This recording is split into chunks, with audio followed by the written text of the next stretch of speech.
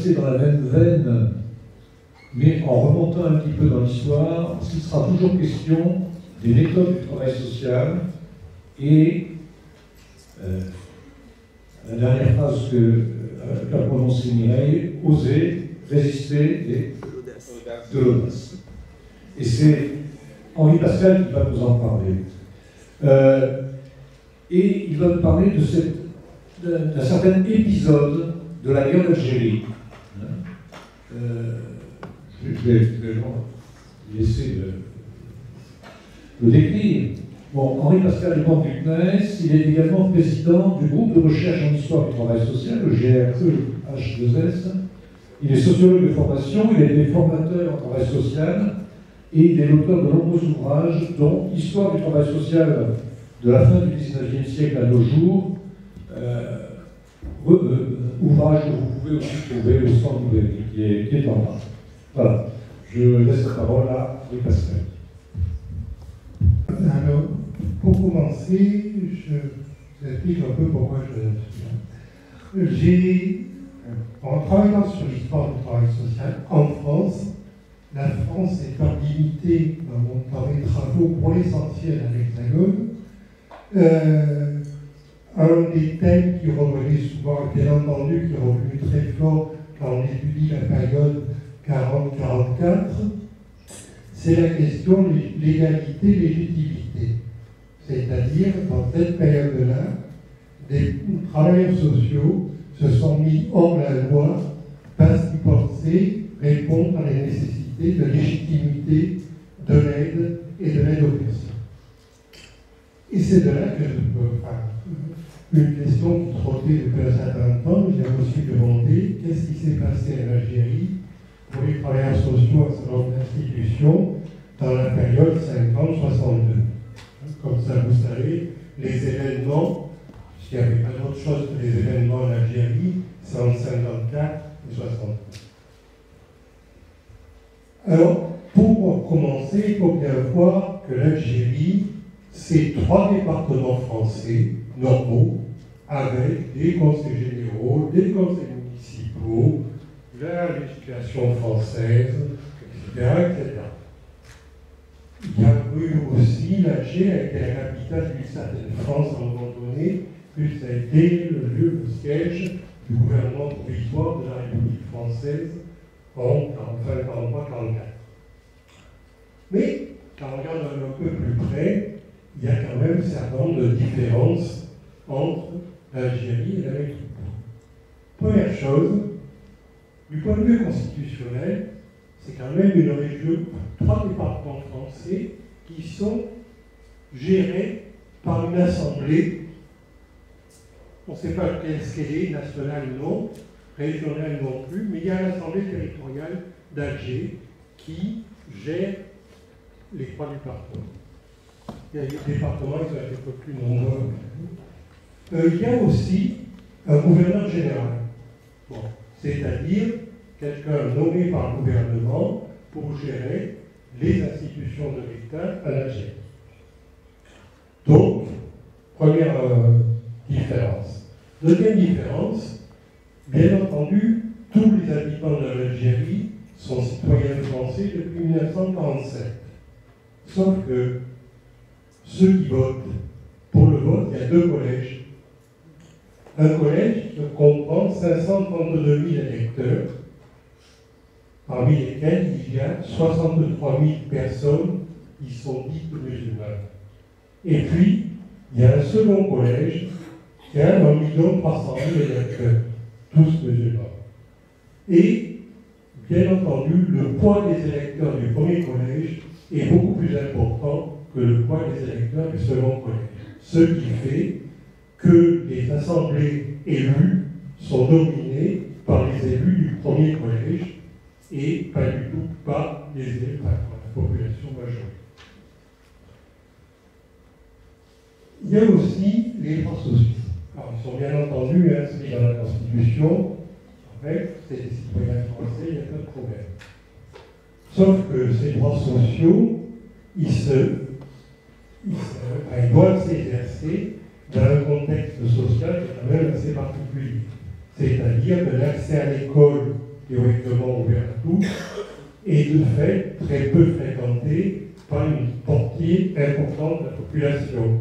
La protection sociale, c'est à peu près la même qu'en France, qu'en métropole, pardon, l'Algérie c'est la France, mais cette protection sociale, comme elle est structurée en lien au travail, sécurité sociale, etc., ne peuvent y prétendre que ceux qui sont dans le travail formel. Donc tout ce qui se passe hors du travail formel n'offre aucun droit à la protection sociale. Sans parler du logement, où effectivement les bidonvilles fleurissent et d'une manière importante. Et même la législation sociale s'applique pas toujours à l'Algérie comme dans la métropole. C'est-à-dire l'ordonnance de 1945, il a fallu attendre quelques années pour qu'on étende sa validité à l'Algérie. Le code de la famille et de l'action sociale 53 n'est pas appliqué immédiatement en Algérie pendant un certain temps, parfois ils n'ont pas eu le temps. Il y a par exemple une sécurité sociale aussi en Algérie. Ce n'est pas la sécurité sociale ici. Donc finalement, et les services sociaux classiques, même ici, ils sont pour la plupart dans les zones urbaines. Donc ça reste à une population de ces zones urbaines et à une population en gros intégrée socialement et économiquement. Donc les travailleurs sociaux finalement font leur travail en mettant en œuvre les orientations de l'institution, la législation, etc. Mais il y a quand même un point noir, c'est-à-dire l'écart entre cette législation sociale progressiste, voilà, et la population qui ressort de cette protection sociale et du travail social. C'est-à-dire que finalement, une bonne majorité de la population algérienne n'a pas accès à tout le système de protection sociale et travail social. Donc, quelques questions quand même qui commencent à se poser pour certains. Et donc là, je ne vais pas faire l'histoire, parce que sinon on va prendre un certain temps, mais d'essayer un peu de dégager 4 formes d'engagement qu'on a pu retrouver que j'ai pu retrouver dans le travail que je fais et que je continue à faire. Le premier, c'est surtout fin des années 40, début 50, c'est mettre en place en Algérie une pratique, une action sociale à peu près ordinaire de ce qui se fait en France. C'est-à-dire que là, deuxième, et là ça commence plutôt dans les années des événements, c'est-à-dire quand la pacification se met en place. C'est-à-dire là, il y a une deuxième forme d'engagement qui est le refus de collaborer avec la police et l'armée. Donc là, on a directement, pour des raisons déontologiques, un refus de participer à la répression.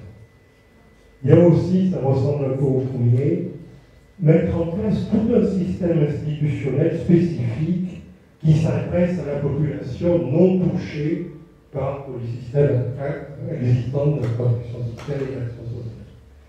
Et enfin, le quatrième type d'engagement, c'est s'engager sous des formes diverses dans ce qui était désigné par ces gens-là comme la lutte de libération nationale, c'est-à-dire s'engager avec ceux qui étaient désignés sous le nom d'ennemis de terrorisme. Donc je reviens sur le premier point, c'est-à-dire une pratique sociale ordinaire, finalement, dans un milieu qui ne l'est pas. C'est par exemple commencer à créer en Algérie un CNPP. C'est créer aussi, et on a une participante à ce premier CNPP d'Alger qui est dans la salle, Paul Bonneau, c'est mettre en place aussi des actions en direction des enfants dits caractériels. Et surtout, ce qui me semble important, c'est que même si encore une bonne partie des jeunes suivis sont, disons, européens, pour envoyer le jargon de l'époque, c'est les éducateurs des parties de la métropole sont quand même impactés par la situation de l'Algérie. Et un des premiers colloques, la journée d'études organisée par la NEJ en 1955, c'est-à-dire après le début de l'insurrection, c'est la pédagogie de l'enfant musulman, et ça sera suivi sur l'éducation féminine en Algérie, comme thème de journée d'études de la NEJ, l'association des études. Donc c'est une préoccupation forte pour la majorité de la population en ce moment. Idem, 3 assistantes sociales fondent 2 centres sociaux dans 2 bidonvilles du Saguenay, près d'Alger. C'est-à-dire, là encore, c'est l'ordinaire, c'est-à-dire ce qu'on appelle suivi scolaire pour les gosses, alphabétisation pour les femmes, action sanitaire, prévention, etc. Donc, on crée 2 centres sociaux et c'est là, par contre, l'engagement volontaire de ces 3 AS. C'est-à-dire, personne ne leur a demandé de faire ça. Alors, une, c'est l'engagement religieux. Elle va s'installer au milieu des pauvres, comme on disait à l'époque, la mission des prêtres oubliés. Et les 2 autres demandent son salarié de la direction de la santé, demandent spécifiquement à intervenir sur ce territoire. Donc elles font toutes les 2 un centre social ordinaire, dans cette forme d'action, etc., mais pas ordinaire par rapport à la population qui la fréquente. Cette population, dans les 2 centres, et s'organise aussi dans, pas la gestion directe des centres sociaux, mais une présence très forte dans le centre social et le quartier. Et ce sont ces collectifs d'habitants qui vont protéger ces actions sociales quand elles auront quelques ennuis.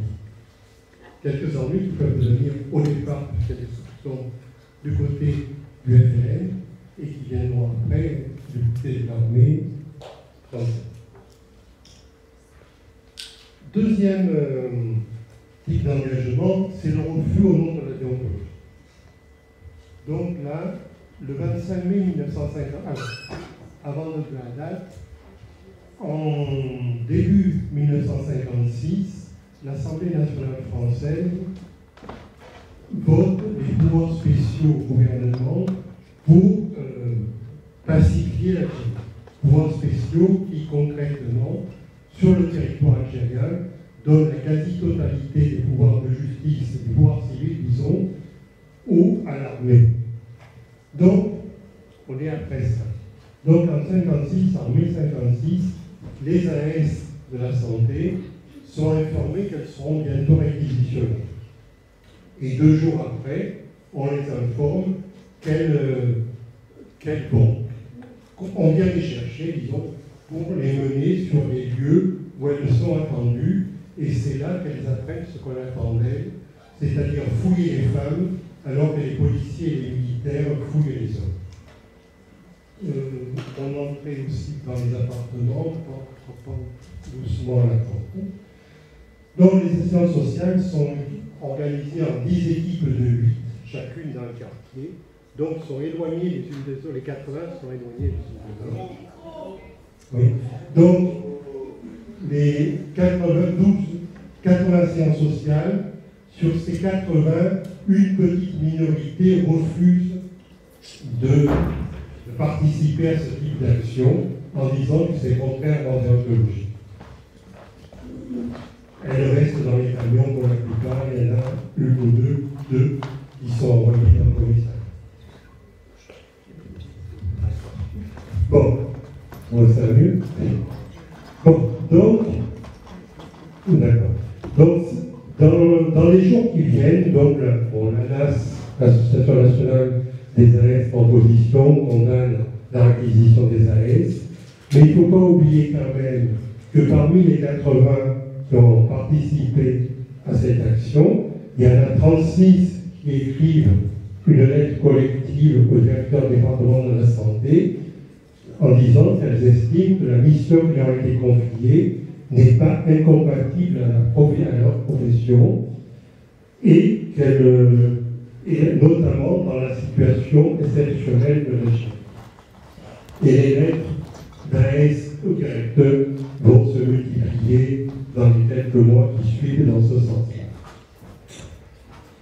Troisième chose, c'est on met en place avec force un système institutionnel un peu spécifique qui est tout à fait dans le cadre normal, mais finalement un peu en marge. C'est-à-dire, c'est les centres socio-éducatifs mis en place par Germain Dillon en 1955. Ce que ce système a se développé dans les années qui suivent, il y aura dès 1959 à 65 centres sociaux. Ce système est lié à l'éducation nationale et ça y est, le choix a été fait parce que l'éducation nationale est la seule structure en Algérie, direction de l'éducation nationale, qui ne dépend pas du gouverneur général. C'est-à-dire que l'éducation nationale dépend directement de Paris. Donc ça leur permettait d'avoir de la marge. Ces centres sociaux développent essentiellement une politique d'alphabétisation massive. L'éducation de base, ça se fait. Et surtout, le personnel de ces centres sociaux évite toute relation avec l'armée, et entre autres dans les zones dites à risque, ils y vont sans aucune protection militaire. À la même époque, il y avait des réunions régulières entre la direction de la santé et l'action psychologique de l'armée pour coordonner les actions sociales en Algérie. Bien sûr, les centres sociaux, ça ne va pas plaire à tout le monde. Donc, vague d'arrestation 57-59, et ça se termine en 1961 par l'assassinat de 6 dirigeants, 6 cadres, dont chef de service, qui ont été assassinés par un commando de la S. Et enfin, pour terminer, dernier type d'engagement, c'est un engagement politique. C'est-à-dire, dans la situation de l'Algérie, un certain nombre de travailleurs sociaux et surtout de militants ou communistes ou chrétiens se sont engagés dans la lutte de libération nationale. C'est par exemple le cas d'une assistance sociale de l'électricité et gaz d'Algérie. Elle était à Constantine dans l'entreprise, et elle est interdite de séjour à Constantine, on l'envoie au Oran, ou finalement, on ne fait pas trop, on l'envoie à Alger, et à Alger, il est accusé, on se croit que c'est un tort à ce moment, et il est accusé d'avoir fourni à Fernand Yvetot, qui est ouvrier à l'électricité et gaz d'Algérie, de lui avoir donné la bombe qu'il avait posée. Fernand Yvetot était guillotiné. Et cette assistance sociale s'est cachée dans un couvent, comme il se voit à l'époque, on avait pas mal, et finalement a rejoint le maquis en Kabylie, où elle est devenue, elle exerçait surtout le rôle d'infirmière, et elle a été tuée dans la forêt.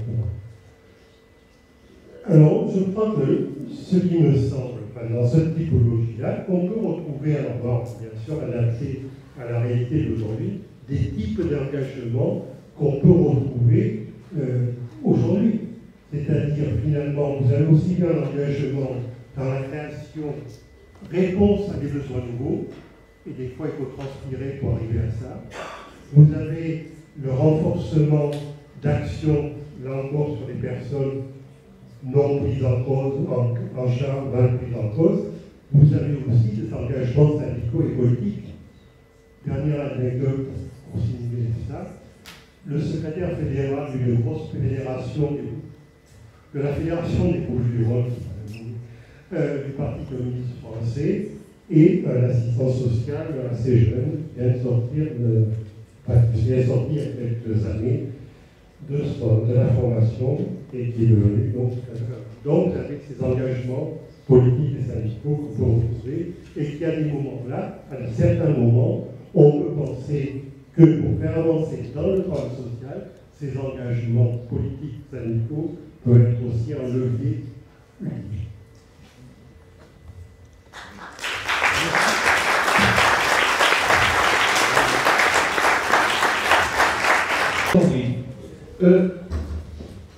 Dans ce que vient de dire Henri Pascal, il a évoqué ces assistantes sociales qui avaient refusé d'obtempérer à la réquisition du préfet.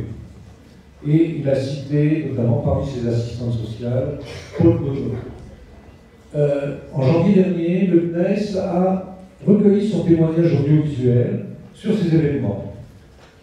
Il n'est pas question de vous passer l'ensemble des témoignages, il fait 55 minutes et je crains une forte évasion. Mais, si vous voulez, nous avons sélectionné 3 minutes de cette interview. C'est un peu pour illustrer ce que le CNES souhaite faire en matière de transmission, justement, de conserver les traces de cette histoire et les transmettre.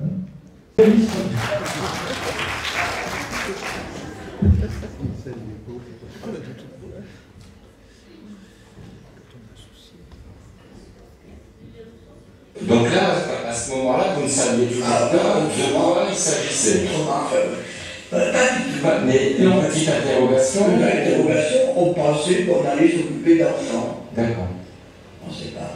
Ok. Non. 86 on est parti de là. On nous a divisés en groupes. Il y a eu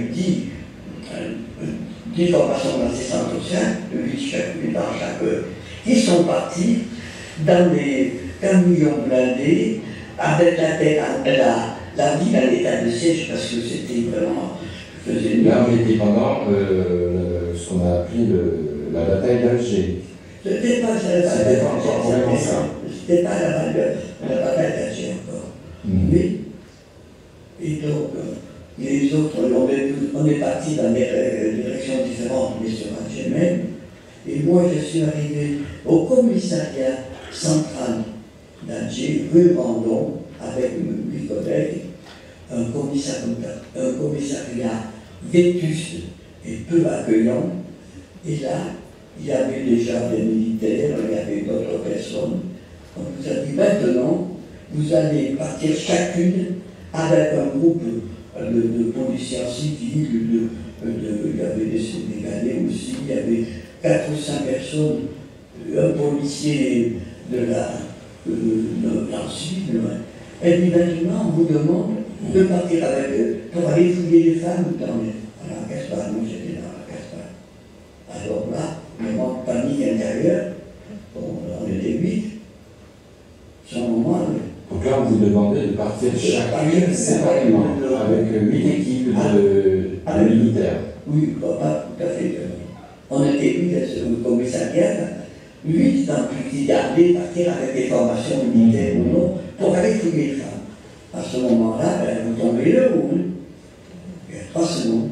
Alors, on était, à même moment, il y en a 4 d'entre nous que l'on ne fait pas, on ne va pas le faire.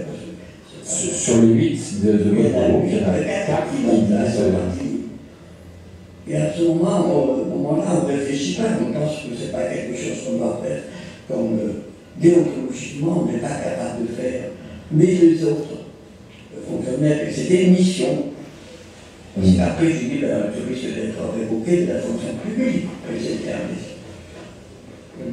Donc, on nous a dit, madame, si vous ne voulez pas le faire, on ne peut pas vous obliger, vous allez rester là, dans le commissariat central, où on a passé la nuit, et notre présence a fait que ça s'est bien passé, parce que les policiers qui nous gardaient, parce qu'ils ne pouvaient pas faire autrement, nous offraient une tasse de café, parce que la nuit a été longue.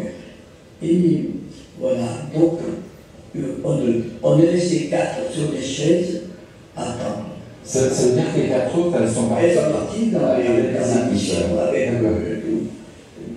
et moi, dans mon groupe, on est resté dans le commissariat central, mais dans d'autres groupes d'assistance sociale, il y en a une qui a été mise, elle était assistante sociale de la fonction publique, elle a été mise en cellule.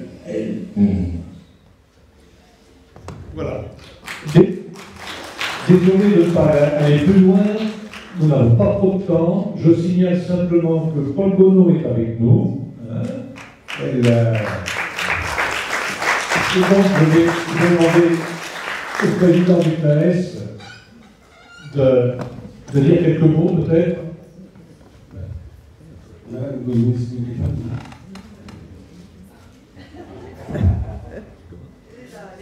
Oui, parce que si je dis quelque chose là, comme ça, vous dans la salle, ça va pas bien. Oui, pas bien par là.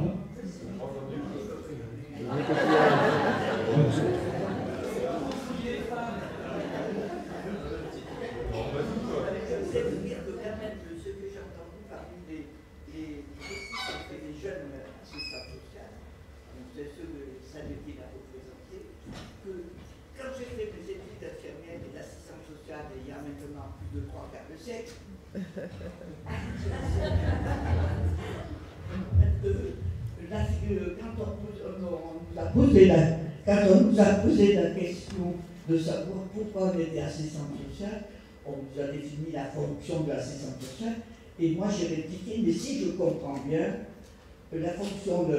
Nous devons détruire nous-mêmes cette fonction, puisqu'on est appelé à améliorer l'État. Enfin, donc il ne devrait plus y avoir au bout de 3 mois, il n'y a pas 3 mois, disons, d'assistante sociale. Et je vois que il y en a toujours et qui se posent toujours la même question. Voilà.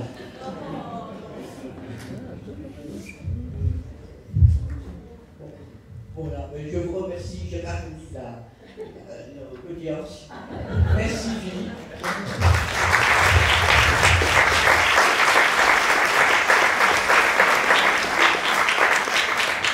Oui, Madame Gonod, j'avais un peu une mission, c'était de parler de Jacques. Qui nous a quittés l'année dernière. Et en même temps, c'était dire un petit peu aussi, à travers ce que je vais essayer de dire, comment travaille le CNAES. Il y a sur le site du CNAES une rubrique qui s'appelle Trombinoscope. C'est pas un mot, il faut qu'on le change un peu. Et donc, en fait, c'est un peu la biographie d'un certain nombre de figures, de personnes dont on a parlé aujourd'hui. Et il y a aussi celle de Jacques.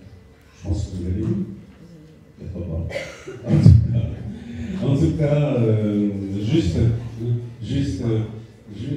pour dire quelques-uns des éléments importants qui sont donc à la lecture de tous. Jacques est né en 1926 à Tours.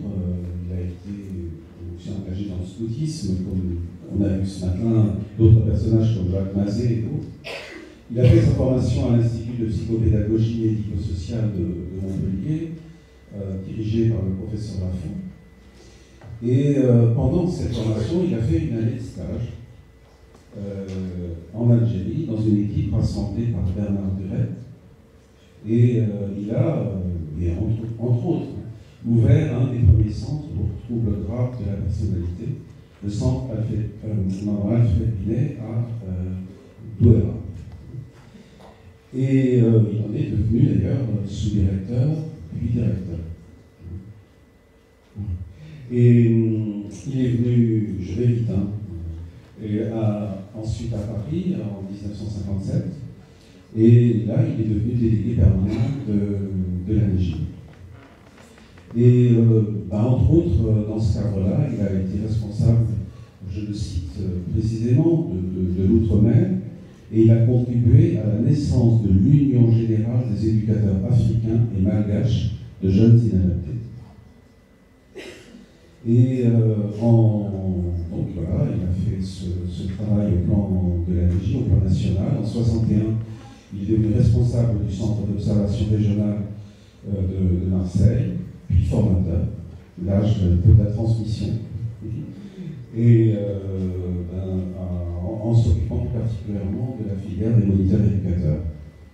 Mais quand il a été à la retraite, il a continué ses multiples engagements, et je vais juste citer l'un de ceux-là, la préparation d'un ouvrage collectif sur la danse thérapeutique. Accord perdu, dossier d'Aquitaine, édition Bordeaux. Il a fait cet ouvrage avec le père Bernard Bourré, qui a été un pionnier de l'éducation spécialisée, puisqu'il a fait la première école de Toulouse, d'éducateur de Toulouse, sous l'égide de Plaquevent, de l'abbé de Plaquevent, et de Bernard Bourré, psychanalyste bien connu dans le Midi. Et donc, je ne sais plus ce que vous voulez dire. Excusez-moi. Voilà, merci mon père, c'était une des figures.